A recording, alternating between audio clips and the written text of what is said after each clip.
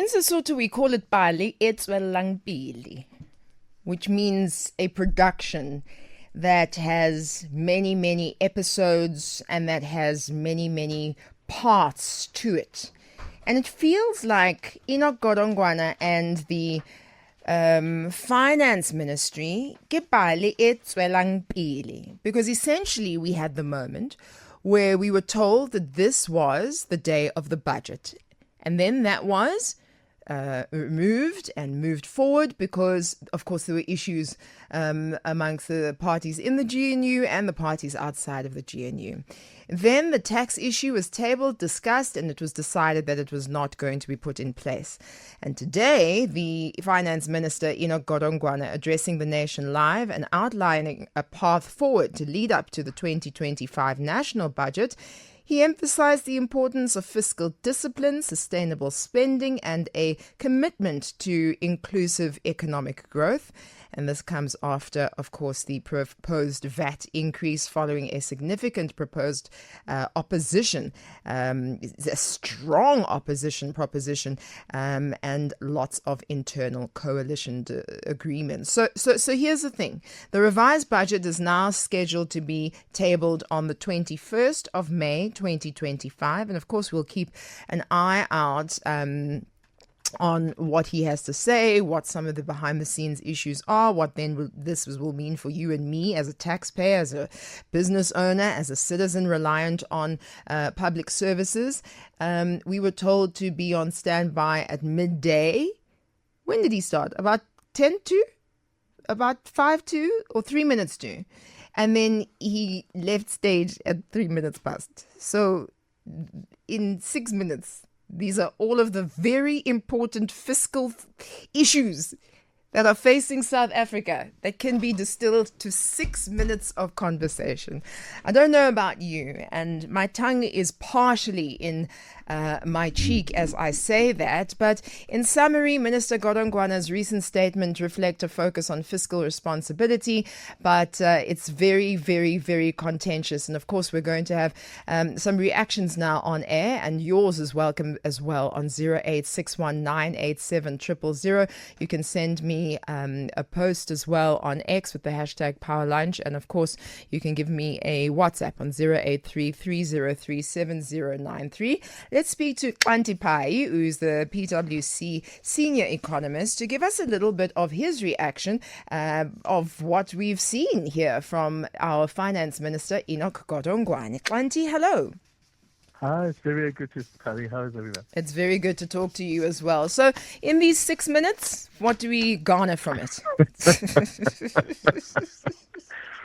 Look, I think the minister, as I was listening, the main thing was that, we are in uncharted territory. Yeah. But I thought the most important thing he said is that we are going to balance this budget. Now, he didn't go into too much detail about how we're going to do that. Yeah. And I think perhaps that is really the main thing that I was listening to. He explains the process, and I think many of us in bits and pieces have had to learn it, because I think theoretically we saw it, when the ANC did not have, as the ANC government did not have to ask anybody. Us as economists sort of follow the process. You had to have people inside to actually understand it. But now we're actually seeing it play out live. But I think for me, the thing that he said, which I found extremely interesting, is the idea that he says we're going to balance the budget, because I think that is something of serious interest. Yes, absolutely. But do we have any clues as to what his plans are? Well, this is a difficult. So one of the things he said, and I think to highlight, is that, look, we are still going to be able to pay social grants. We're going to do the thing for the poor, because that's the main thing that everybody's been complaining about. But further than that detail, unfortunately, we'll have to, as we usually do, wait for the budget to be delivered. But there is no doubt in my mind that there's going to be some very painful cuts that many people are going to find unacceptable. But at least they will say that they consulted as many people in other members of parliament as possible. So we expect that, I'm sure you saw that press briefing last week of them, other parties that are not in the GNU, For sure. Telling us that, they've all engaged and this is an important budget and all of that. I remember Tony was even saying, as they saved the government from extortion. So, but that's detail that we really have to wait for. That is very difficult because he did not give us that much detail. Give me the overview of what this particular press conference was in aid of. What I mean is it's unprecedented times, right? So we all know that things are happening in a way that it's never happened before in the democracy of South Africa. So was this to make the announcement of the 21st? Or, is there other pressure on the minister at the moment that he'd have to continue to kind of engage with the South African audience? Absolutely, and I think that's what he says. And he says, finally we've had an opportunity that we've never had before. Most of us never had the opportunity. We sort of, the budget was thing, and we could criticize it from afar, and then that would be that. Now we actually have an opportunity to actually engage much more. So, and I think that's what's going to happen, and I think it's laying the ground for that sort of thing. That we're finally going to get to a point where we're actually going to sit through this stuff and actually engage it in ways that we haven't engaged before. I think the key thing, and perhaps that we don't talk about, is that this detail that he has to put out is to say to us, be ready, because while we provide for some things, some other things will not be provided for. I think there may be some betrayals here and there. One of the key things that has been a big concern is how the government has agreed to a higher than provided for example, last year, wage increase for the public sector. And I suspect that that's going to be a very big thing and a very difficult thing to swallow. Absolutely. In terms of opposition parties, we know of those who have taken government and the ministry to court in order to fight against the value-added tax increment, and so that's been pulled back. Today is the 30th of April, and I know it was meant to be implemented on the 1st of May. Can you talk to me a little bit about that? Because I believe it takes some time to not only stop, but repeal the impact of the VAT increase. Correct. So the thing about it is that usually, and the minister would make the announcement, and that's what we were used to, that he would make the VAT announcement, and it would actually kick in April, because he would have made it, and we were used to that sort of thing. Because all of the budgets, and we'd have budget votes. So by this time, we would be actually listening to budget votes from different departments, which basically are actually telling us how they intend to spend the money they have been allocated by the Minister of Finance in February. We still don't have that, so basically we are quite behind because they still don't have to justify. So they would go and say that the government has given us this much money, and they are telling Parliament, this appropriation that we've been given, these are the key things that we want to do with the money that we've been given. And that each portfolio committee then would agree to that. So I'm sure you'll remember this minister will come up and tell Parliament, and then portfolio committees will engage and actually tell us. These are the kinds of processes that have not happened, that take time, which means actually we are a little bit delayed, as we usually are, in approving government expenditure and therefore making sure that people are paid. There are certain government departments, for example, who actually spent money they don't have. So, for example, they would say, we're going to list this building because we need it, and then they tell the landlord, listen, but please don't expect to be paid this year. We will pay you next year when we get the new money. When the budget now comes that through. New money has not come through, and so there are late debates, and those debates we've had about how small businesses are being paid late and all of that. So we are in that kind of territory at the moment. 0861987000. That's the number that you can dial. The revised budget will be tabled on May the 21st as Godongwana announces new budget dates. They're in the middle of a Q&A at the moment. I know from a media point of view, there are so many questions. From an economics point of view, there's so many questions. And from a political point of view, there's so many questions as well. I have to ask you, much of what I've asked, you've started with a giggle before you answer, Xhanti. I thought economists were very serious people, but tell me what's going through your mind as you watch all of this unfold.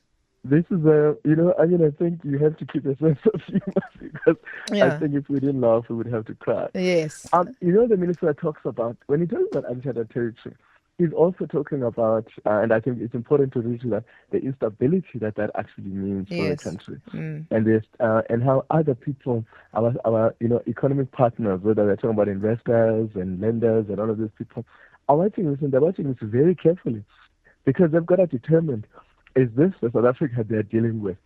And in that sense, one of the things that has happened since the last time is that actually we have had our yields, so basically that's the cost of borrowing by the government, increased substantially, that we probably have added something north of 30 billion rand on our debt.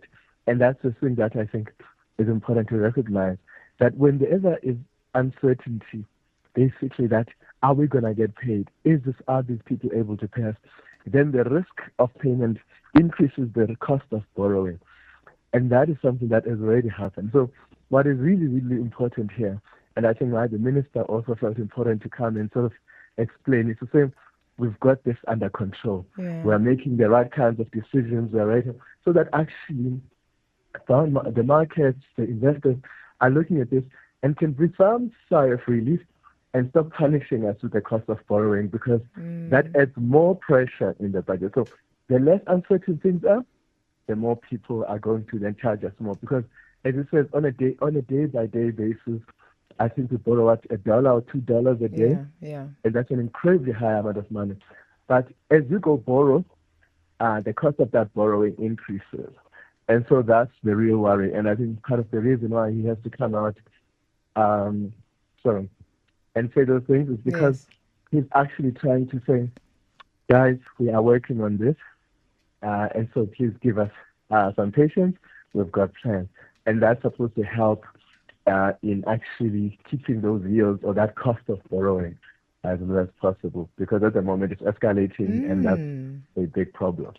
Well, I suppose in a way that is actually what we want. We want accountability. We want to be told every step of the way what's happening. And so perhaps jokes aside, this is something that is necessary, and hence he's doing it, knowing that South Africa feels so much under pressure, but also feels so up in the air about what decisions are being made. I've got Letlogonolo who's on the line with us, who'd like to talk to you very quickly about this. Letlogonolo, hi.